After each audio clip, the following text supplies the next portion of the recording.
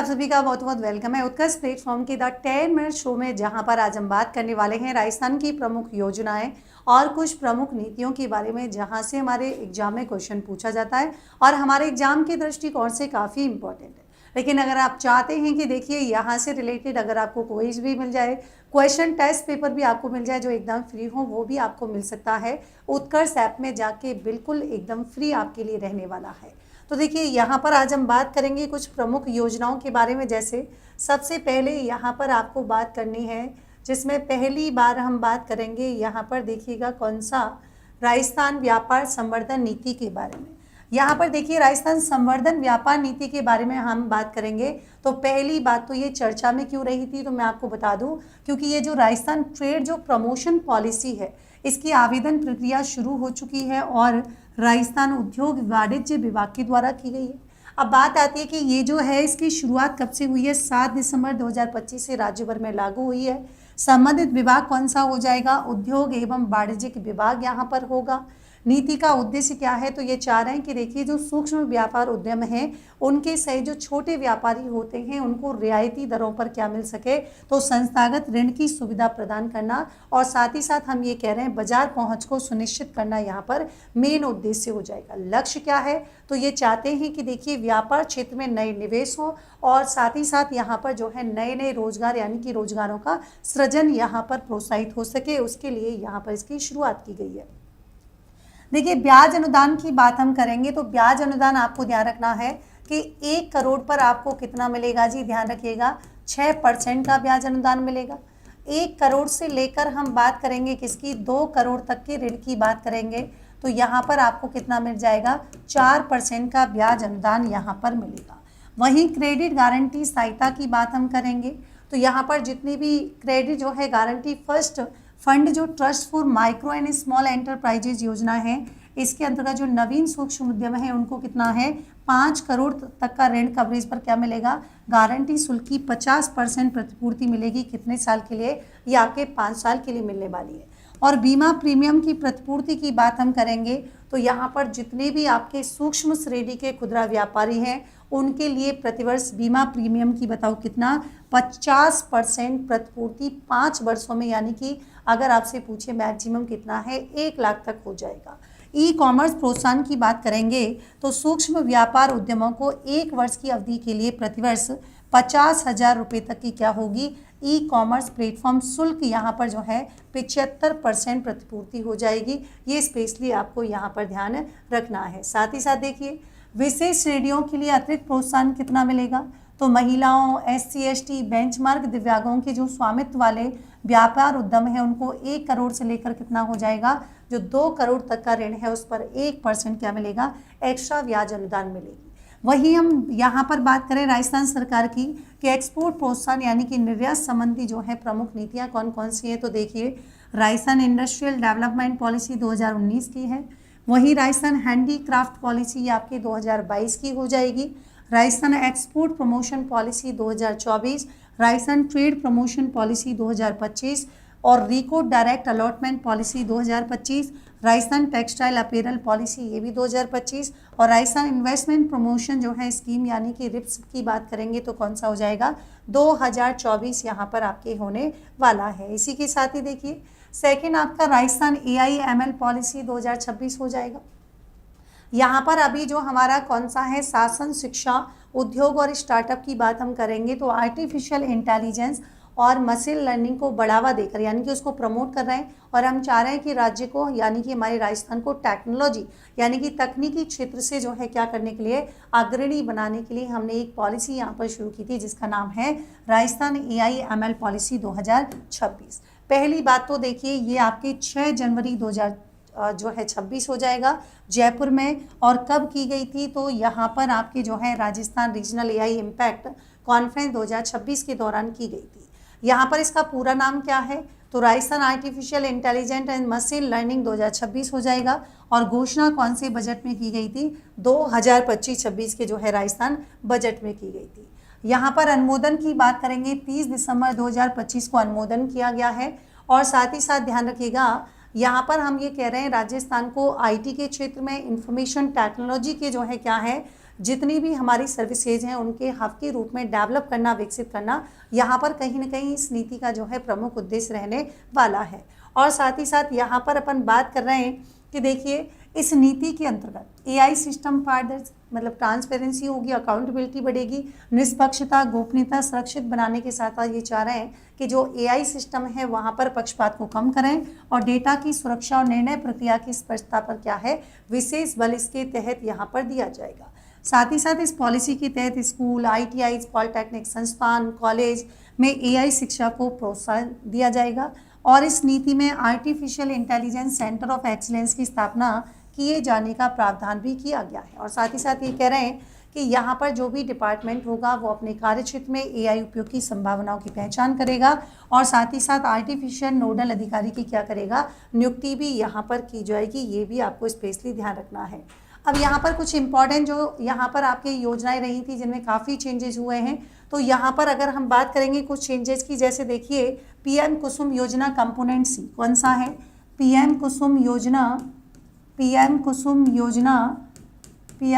योजना component C की बात करेंगे तो ये भी आपके काफ़ी चर्चा में रही थी कंपोनेंट सी। और हालांकि ये पूरा मैंने आपको बता रखा है कि ये पीएम कुसुम योजना की शुरुआत कब हुई थी, 2019 में हुई थी, ये ऑलरेडी हमने पढ़ रखा है। लेकिन देखिए 2019 में यहाँ पर इसकी क्या होती है, शुरुआत होती है। मंत्रालय कौन सा हो जाएगा, तो नवीन एवं नवीकरणीय, है ना, नवीन एवं नवीकरणीय कौन सा हो जाएगा, नवीकरणीय ऊर्जा मंत्रालय। यहाँ पर आपको स्पेशली ध्यान रखना है, ऊर्जा मंत्रालय या मैं कहूँ विभाग। और तीसरी इंपॉर्टेंट बात क्या है कि देखिए जब हम कंपोनेंट ए की बात करेंगे तो कंपोनेंट ए में जो है राजस्थान का कौन सा स्थान है, तो कंपोनेंट ए में राजस्थान का स्थान हो जाएगा कौन सा, पहला। राजस्थान का स्थान कंपोनेंट ए में कौन सा है, तो ध्यान रखेंगे पहला हो जाएगा। और वहीं हम कंपोनेंट सी की बात करेंगे, किसकी बात करेंगे, कंपोनेंट सी की बात करेंगे तो आपको ध्यान रखना है कि कंपोनेंट सी की बात हम करेंगे तो राजस्थान का स्थान यहाँ पर कौन सा है, तीसरा होगा। क्या है, राजस्थान का स्थान यहाँ पर कौन सा हो जाएगा, तीसरा स्थान हो जाएगा। वही कुछ इंपॉर्टेंट आंकड़ों की बात करेंगे, है ना।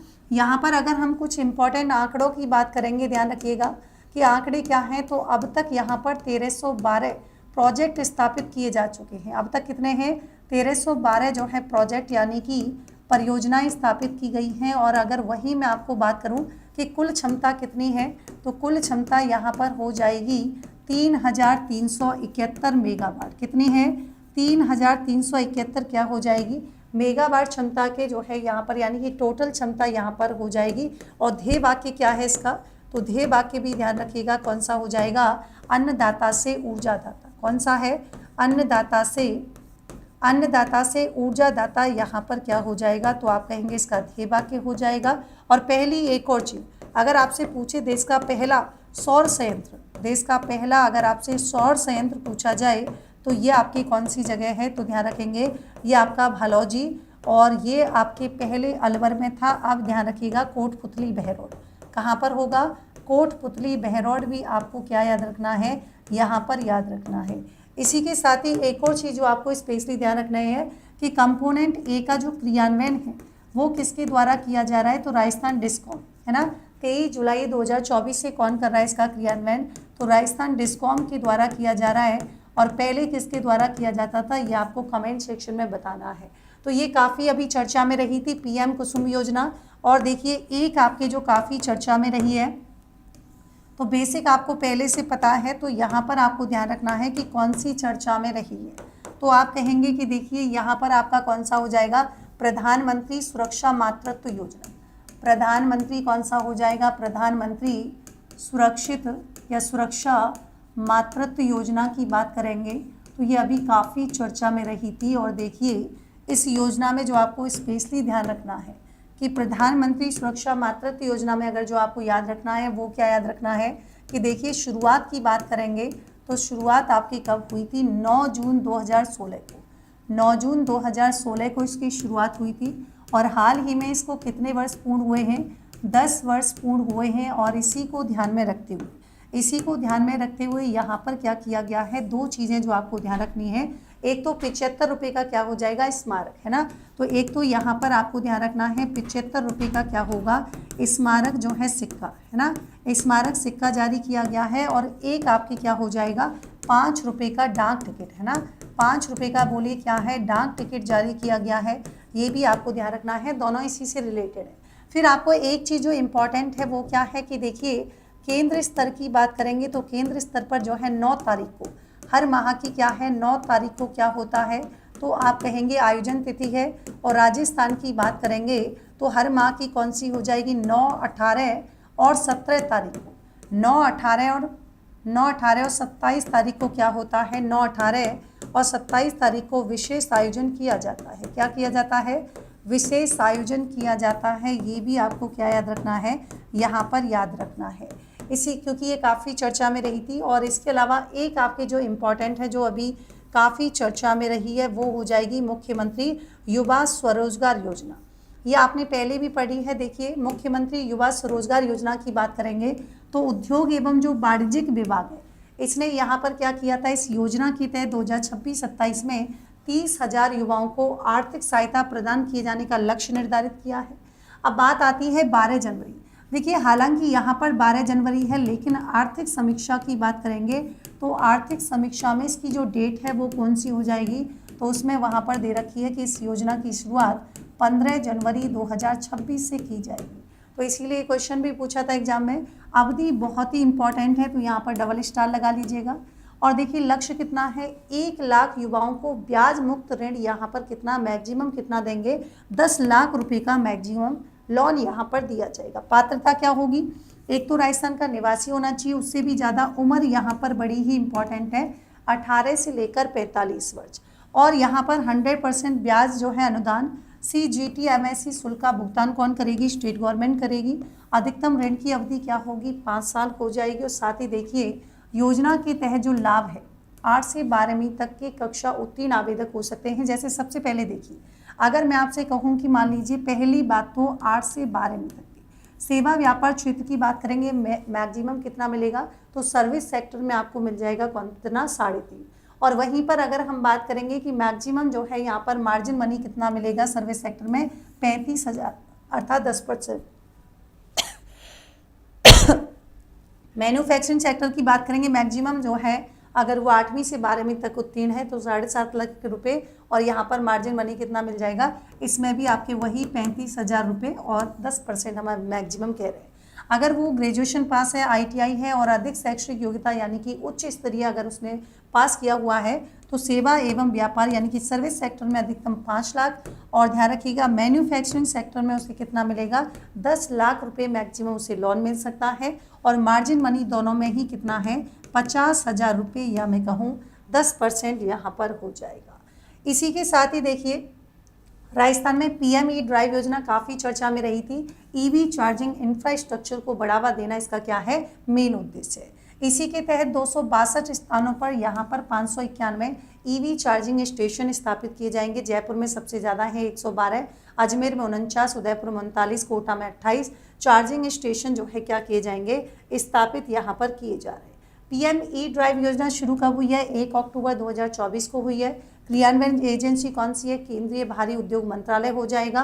पुरानी फिल्म सेकंड योजना की इसने जगह ली थी, और ये इसका जो लक्ष्य है या मैं कहूँ उद्देश्य क्या है, ज़्यादा से ज़्यादा इलेक्ट्रिक वाहनों को क्या करना है, प्रोत्साहित करना है। साथ ही साथ चार्जिंग जो इंफ्रास्ट्रक्चर है उसको मजबूत करना है, और मजबूत EV मैन्युफैक्चरिंग जो है सिस्टम का निर्माण करना है।